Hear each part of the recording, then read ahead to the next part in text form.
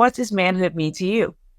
For me, I think it always starts with the protector and provider, but I think as I've gotten older, it's become more and more important for me to, be in tune with myself, be a good communicator, be a good listener, and then make sure I'm as healthy as possible so I can do all the things necessary.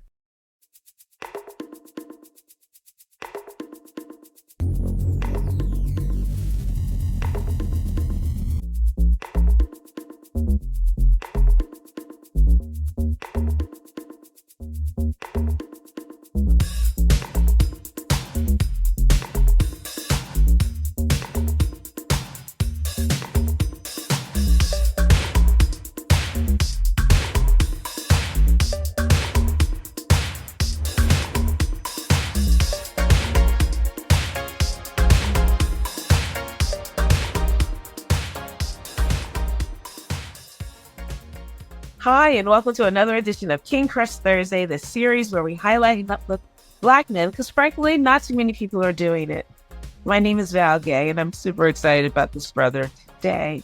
Let's see, he is an educational leader at both the local Philadelphia and national level. And also, as like he says, he is a proud West Philadelphia resident, or Philadelphia in general. But if you're from West Philly, you know West Side is the best side. I'm just saying. But please welcome Mr. Virgil Sheppard. Hi, Virgil. How you doing? I'm excited to be here. Thank you for the invitation to spend some time together today. Absolutely. I'm so glad that you are here too. Thank you. And Virgil, we are using this platform to try to bust open a very long-standing and narrowly defined and myopically defined lens of what Black manhood is generally in media, in society, but we know that manhood extends well beyond what we see on TV. Often, we don't see enough on TV. One brother eloquently put it that 95% of the brothers everywhere are doing the right thing, doing good things. And sadly, though, it's 5% of the brothers who get 95% of the coverage. Mm-hmm. And so we want to swap that equation.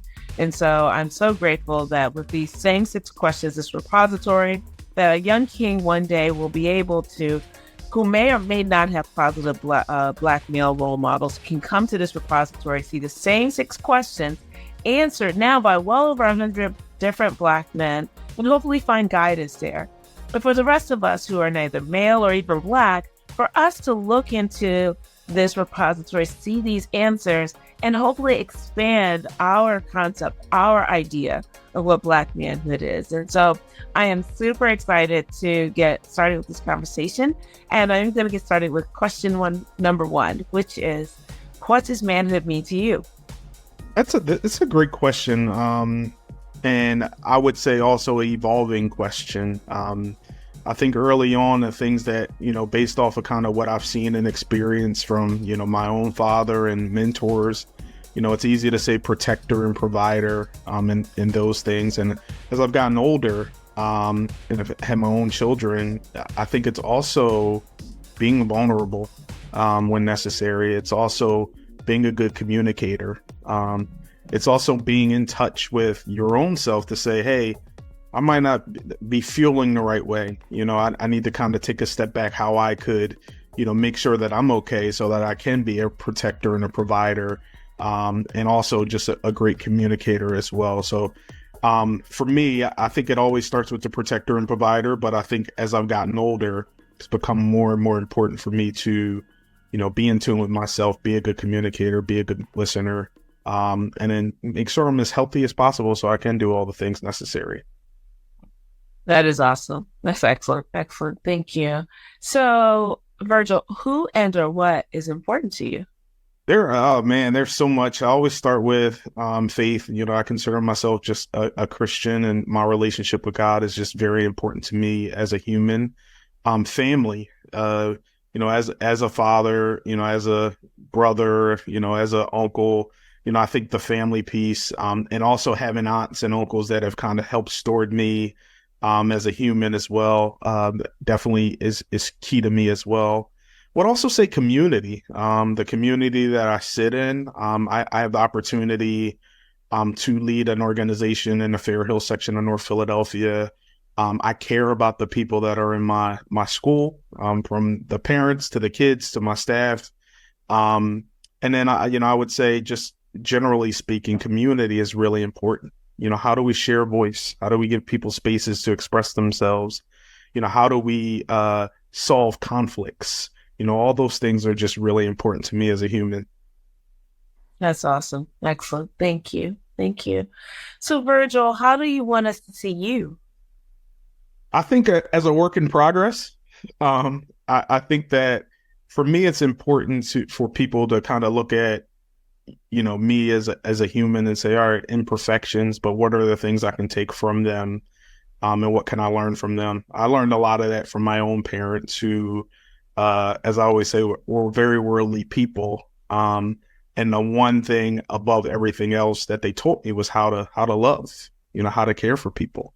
And so for me, when people look at me, I want them to say, he's a work in progress, but I kind of understand the core. I understand that he cares. I understand that he wants to make things better. I understand that he wants to listen. I understand that he wants to be reflective as well. So those things are really, really important for me. That's great. That's great. Thank you so much. So, Virgil, what is your epic dream? Wow. This is just one, huh? Just one epic dream. Man,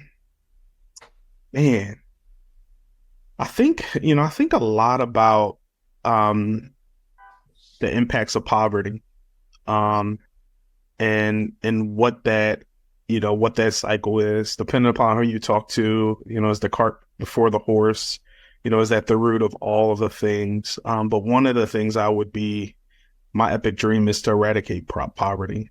For people to have the things that they need. For people not to worry. And I don't know if that's, oversimplistic, but I do think it's a root cause of a lot of what we experience in this world, in the Philadelphia as a whole. So that would be my epic dream. How do we get rid of that? I love that. Yes, yes, yes. Awesome. Excellent. So you've been answering question number 5 implicitly all along, but I'm going to ask you question number 5 explicitly. Mr. Virgil Sheppard, who are you? I am someone that deeply just cares about the world, someone that deeply cares about Philadelphia. I live by the mantra, you leave it better than you found it. And part of the work that I get a chance to do every day in a professional life, it's really important. But even prior to being a professional, being a volunteer, I started volunteer at Sheppard Recreation Center as a 19-year-old college student in an organization that I grew up in. And I think the crux of me wanting to volunteer was, one, I was very appreciative of all the things that people had done for me. But 2, it was like there were people a lot of my mentors were like, we're tired. We've been doing this way. So you go come on. Let's see what's going on and see what you can do to improve things. So, I think that, at the core of who I am, it's really someone that cares deeply about just the world. And like I said, Philadelphia as a whole, and wants to, make things better. That's great. That's great. So here we are already at question 6. Which is there anything that I should have asked you that I didn't, or you wanted me to ask you that I didn't? In other words, what did I miss? I think biggest influence, when I think about just my journey professionally and personally, it's important for me to name where I came from and the people that have supported me and how it's influenced me. And so, first and foremost, my parents were just very supportive and really invested in me as a human, with the mantra of, some of the opportunities we may not have had, I want to make sure that you get as well. And then the second thing is, like, a lot of people have invested in me. I'm from, like I said, from West Philadelphia. It's from people on the street that I grew up on, people in the community, people that volunteered in the sports organizations. I always, as I got older, I didn't realize how critical it was for mentors to coach you and spend time with you. But many of my mentors, which I think is a little different than what you see today, they didn't have children on the team. These were just men that said, hey, we want to give back. You know, we have a passion for sport, but we also have a passion for developing young people. So I think that ecosystem that was created for me is very important and something that I'm trying to replicate in terms of how I, lead an organization that's really focused on developing young people as well. So definitely, I think the questions around how'd you get here and what's influenced you. And I think it's important to name all the people before you that have supported me and really just invested in me as a human.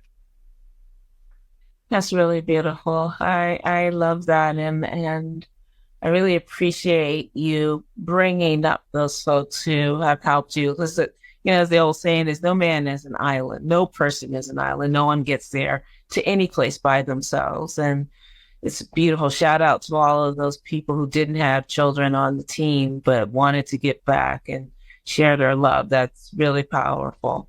And so I thank you. I'm so grateful for that. And just your presence in the field that you are in. We know that Black male representation in education is not a large one. And so just having you there is really important. And so I honor you, my king. I pray that your epic dream does indeed come true. In fact, that is one of my epic dreams. So I join you in the goal of eradicating poverty. Because you gave me one dream and you have more than one. How did I get one? You said one of your epic dreams, but I got one. Well, when you was like just one, I was just kind of giving you the heads up, like you can get more, whatever you want. I'll tell you what, you got another epic dream you want to share with us? Go ahead. I think it's definitely around just, the opportunity gaps. I think I sit in a space, I think that's been my life's mission, is to kind of connect some dots and get some of those things out the way and move out some of the residue, some of the things, the intentional barriers, so that people get an opportunity that they deserve. And it shouldn't be dictated by where they live, where they grew up, skin color, all those things. So, I think I would like to move some of the opportunity gap stuff, that there's some roots in there too, which would lead to more epic dreams as well, but we won't go down there. Okay. Well, that was a good one. That was really good. And it's related to the first one, it feels like in some ways chicken and egg, like which one, right? Comes first. And so that's really wonderful. And so I just really thank you for being here. Thank you for your presence in the world and the impact that you are making. And I'm really grateful that you've been a part of this conversation today. So thank you so much. Thank you. Thank you for the invitation, and thank you for, developing this platform, which I think is definitely needed.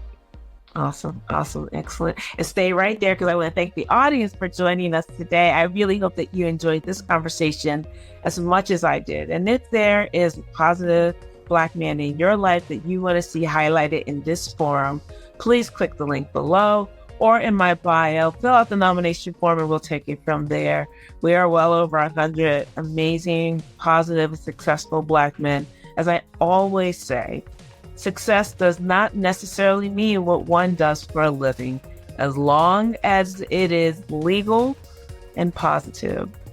I don't care what they do for a living. I really care about the impact that the brother is having on the community around them, starting with the nuclear family to the community, wider community writ large. They could be someone who doesn't have children on a team, but is pouring back into a youth sports team, and who then inspires and creates a national education leader. You never know. Those are the brothers that we really want to help to amplify their profile, amplify their existence in our general consciousness, so that we can see a brighter and broader perspective of an important segment of our community. And so until next week, please stay tuned next week for another amazing king. And in the meantime, please remember to spread love and have a great day. Thank you so much. And Virgil, thank you so much. That was really, really wonderful. Thank you. Thank you.